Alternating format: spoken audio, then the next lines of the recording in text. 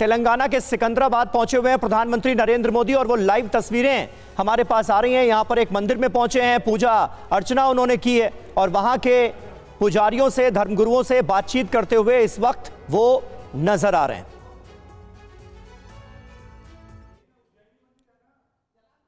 प्रधानमंत्री नरेंद्र मोदी तेलंगाना दौरे पर हैं और आज उन्हें ओडिशा पहुंचना है। तेलंगाना के उज्जैनी मंदिर से पीएम मोदी की तस्वीरें आप लाइव देख रहे हैं।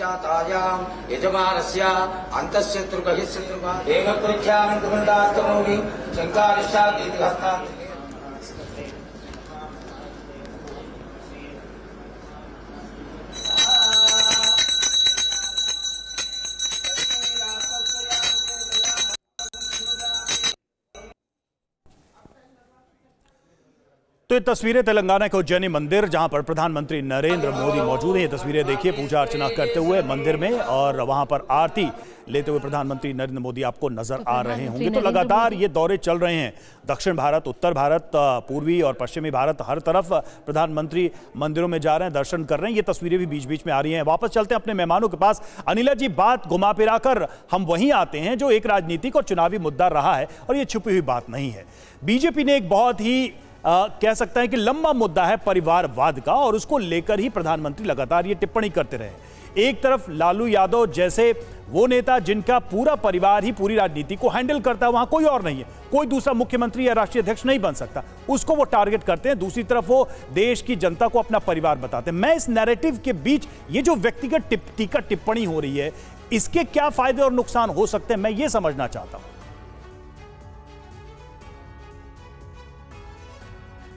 अनिला जी, भारतवर्ष में हैं, आप देख लीजिए निरंतर उनको कैसी कैसी चुन चुन के उनके ऊपर गालियां और आरोप बरसाए जाते हैं लगातार, पर वो जो है डटे हुए, क्योंकि उन्होंने एक प्रण लिया है, अपनी जो जान है इस भारतवर्ष के नाम कर दी है।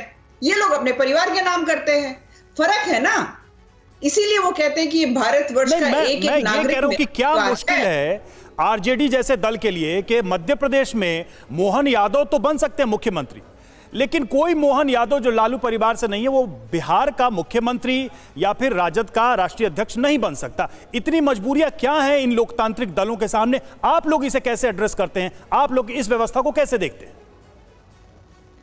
मैं यही तो कह रही हूँ कि यही परिवारवाद है, जब एक परिवार पूरी पार्टी की कमान अपने हाथ में रखता है, यानी दादा, दादा के बाद उसका बेटा, फिर उसका पोता, फिर उसके आगे की जो है जो जनरेशन आएगी, पुष्ट दर पुष्ट वही परिवार उस पार्टी की कमान अपने हाथ में रखेगा। उनको कोई और यादव दिखाई नहीं देगा, चाहे वो उत्तर प्रदेश हो और चाहे वो बिहार हो।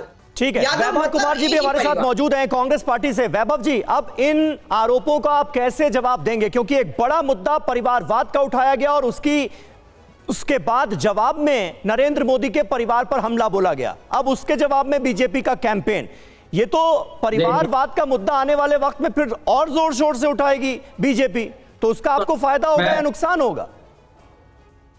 सवाल आपने बहुत लंबा किया है, तो थोड़ा सा उसी रेशियो में समय दीजिए। जी बोलिए। अनिला जी ने यह जवाब नहीं दिया कि मणिपुर की वो बहनें जो पूरा मणिपुर पिछले 10 महीने से जल रहा है वो भी परिवार का हिस्सा है कि नहीं। जो किसान एमएसपी का कानून मांग रहे हैं और मोदी जी ने 2 साल पहले उनको वादा किया था और वादे से मुकर गए, तो ये तो राष्ट्रीय पलटूराम है, अपने हर वादे से पलट जाते हैं।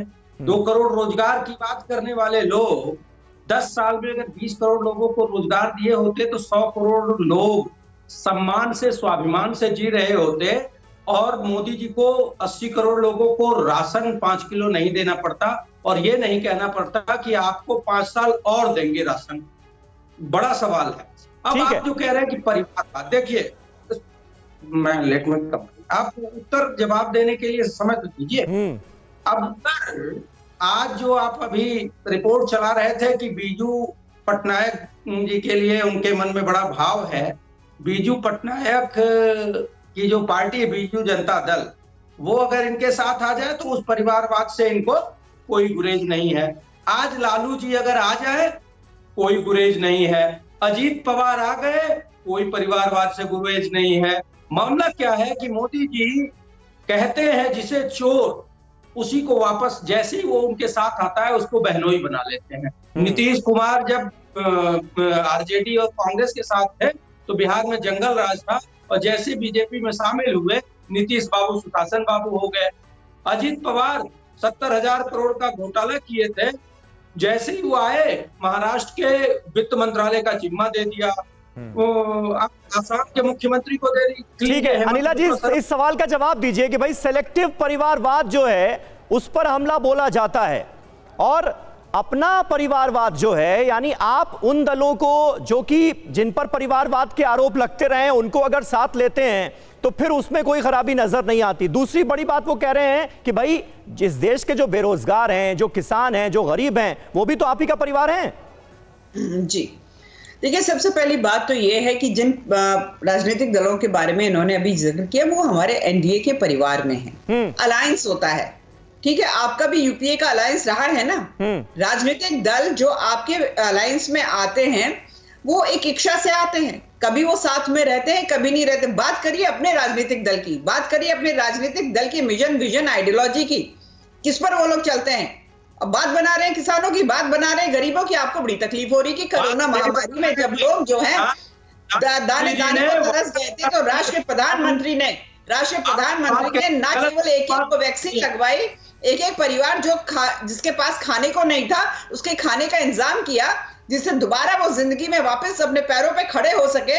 पूरे राष्ट्र की अर्थव्यवस्था आज 5वीं मजबूत अर्थव्यवस्था विश्व में बनकर आ गई है, तो बड़ी तकलीफ हो रही है। ठीक है, 25 करोड़ से ज्यादा कमी है। रामकृपाल जी काफी देर से कुछ कहना चाह रहे थे, मैं उनके पास जाऊंगा। रामकृपाल जी, सवाल यही है, ये सारी बातें अलग हैं, लेकिन चूंकि एक रियलिटी होती है, वो होती है लोकतंत्र में इलेक्टोरल प्रोसेस, और उसमें पार्टी को गुजर के जाना होता है। ये जो परिवारवाद और बनाम पूरा भारत मेरा परिवार, ये जो नैरेटिव है, ये आपको इस चुनाव को कैसे डिफाइन करता दिखाई दे रहा है आने वाले टाइम में? क्या इसके कुछ बहुत दूरगामी परिणाम आप देख पा रहे हैं?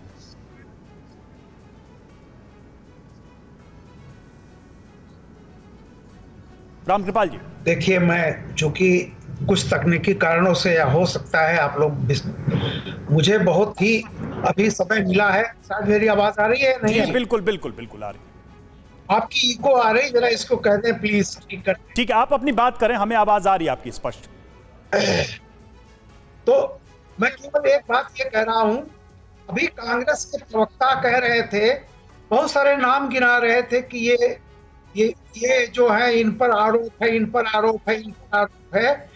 वो ये भूल गए कि अभी संडे को एक सजा याफ्ता लालू प्रसाद यादव, जिनको स्वास्थ्य के ग्राउंड पर बाहर छोड़ा गया है, वो अध्यक्षता कर रहे थे और उनके बगल में राहुल गांधी बैठे थे और वो मोदी का परिवार पूछ रहे थे, अरे भाई, जिनका नाम अभी आप गिना रहे हैं इनको में से कोई भी सजा याफ्ता नहीं है, और कोई भी आदमी जब तक अदालत जिसको दोषी न कहे वो इनोसेंट होता है। लेकिन सुनिए, जिसको अदालत ने इसलिए छोड़ा है उनको जेल में होना चाहिए था, वो आज राजनीति कर रहे हैं मंच पर और उनकी तारीफ में आप पसीने पड़ रहे हैं और जो वो मोदी का परिवार पूछ रहे हैं।